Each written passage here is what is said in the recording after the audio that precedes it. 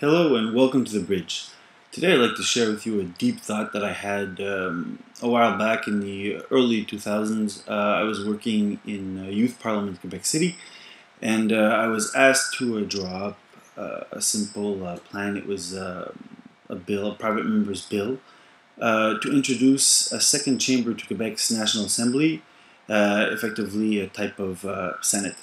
And having cogitated over this idea since my degree in political science and also my time spent studying law, I came to the conclusion that it would actually be very interesting to apply the idea that I had then to Senate reform, meaning the Canadian Federal Senate. And so I'll explain to you the idea and also why I think it's important to reform the Senate. So the concept would be, it's actually rather simple, it would be to keep the second chamber, so the upper house as we call it, in the House of Parliament, and we would simply start by renaming it. It would be, I would refer to it as the Chamber of the Federation. Obviously the name could change, it could be called the Chamber of Canada, the House of Canada, whatever you want to call it. The objective of this name is to clearly spell out the objective of this second chamber. In effect, the objective in the way I see it would be to give to this chamber the power, or not the power, the mandate to protect the federal nature of our institutions and of actually our country when they look at the bills passed through the House of Commons. We know that the Senate today has to ratify bills that are passed by the House before they can be voted into law. The idea would be the same thing. The House of Commons would pass a bill. The bill would be sent to the Chamber of the Federation. The Chamber of the Federation would review it, make sure that it upholds the ideals of federalism, and would send it back to the House of Commons for a final ratification. So how would we compose, or how would we attribute the seats in this House? Well, the first thing, because it's a Chamber of the Federation, the idea would be that each province would be represented. So, based on obviously the statistical repartition of population in Canada, each province would have, a number of seats equivalent to its percentage of Canada's total population. And these representatives would be non-party affiliated, meaning that they would have no ties to either the Liberal Party of Canada, the NPD, the Conservative Party, or at least very little ties, because you can't stop people from having their own independent political life, but would have no direct or obvious ties to these parties, meaning that they would not be, like they are today, bagmen or electoral losers who end up getting sent to the Senate because of their contacts or the connections or the brown nosing that they did during their political career. Obviously, there are a few exceptions in the Senate, like Senator Remplacerait, which are actually great men or women, exceptional Canadians, but the majority of them are nothing but bagmen. So we would hope to eliminate that type of people and have actually worthwhile candidates. These people would be nominated by the provinces themselves. So every provincial government would draw up a list of eligible candidates that it could send to this Chamber of the Federation to represent its province. And the federal government would present these nominees to the House of Commons, and the House of Commons would then elect the members that would be sent. In this way, you could obviously curtail any possible separatist dominated representation by Quebec, but you could also hopefully impose on all the other provinces a non-partisan approach to this, meaning that they would send people that have strong connections with local communities, strong connections with local businesses, local social services, local realities actually, be they in Alberta or in Ontario.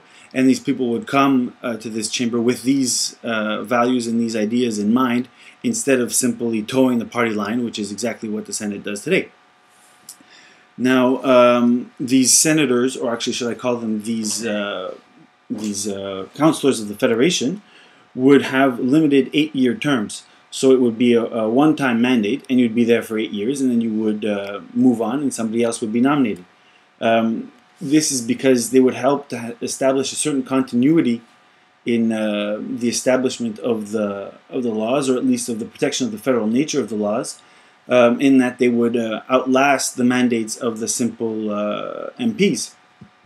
Counting on the fact that an MP's mandate can be for a maximum of 5 years, they would be there for at least technically 2 mandates, and so they could help keep the MPs in line and also help bring about this idea of the respect of federalism, and they would work towards it, and then they would leave, which would help us protect the system from corruption, because senators right now are named for life, and it's an absolute and total travesty of democracy and of justice.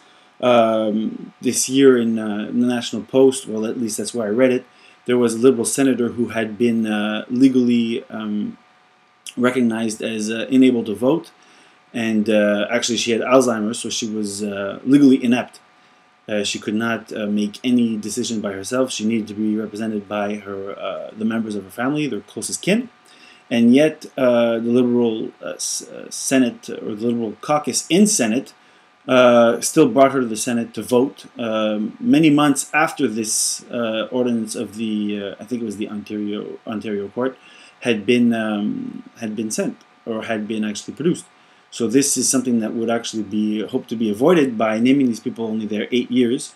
They could, well, at least hopefully, we could avoid the fact that senile or quite simply intellectually incapable individuals would not be in the Senate and would not be used as tools of party agenda. So as I said, the goal would be to defend the federal nature of our country, and this is very important because the very nature of the House of Commons and the federal government is centralizing, and this has nothing to do with the quality or the worth of the people that are there, or of any kind of secret agenda. It's a simple reality that any power base or any power center wants to accrue its own power. And so the federal government is continuously looking, with the complicity of the Supreme Court of Canada, to ensure that it can encroach on provincial responsibilities. If we think about healthcare and education, which are rather quick examples, but there was also, as I spoke in an earlier video log, the National Energy Program of the infamous Pierre Trudeau, which was nothing more than a federal power grab of provincial responsibilities. So this chamber would work effectively to curtail that trend in Canadian politics, and it would work to protect the federal nature, protect the divide of powers that is institutionalized in our Constitution, and it would work to promote federalism and to actually stop the use of the Senate and the senators' offices as purely political institutions, meaning that, not political institutions, but party institutions, meaning that we would stop using the senators' offices to pay for publicity, to pay for meetings, or whatever kind of partisan shenanigans that you could think of and that are used today.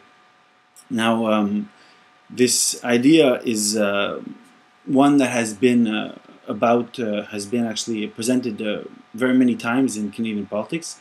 The Reform Party had it in its platform, so did the Canadian Alliance, and Stephen Harper's Conservatives flirted with the idea. Now they pay only lip service to Senate reform, but I strongly believe that Senate reform is at the base of a new Canada, but not only a new Canada, but a viable federation, a viable Canada, a country that can move forward and that can how should I say this, perpetuate itself in the coming millennium.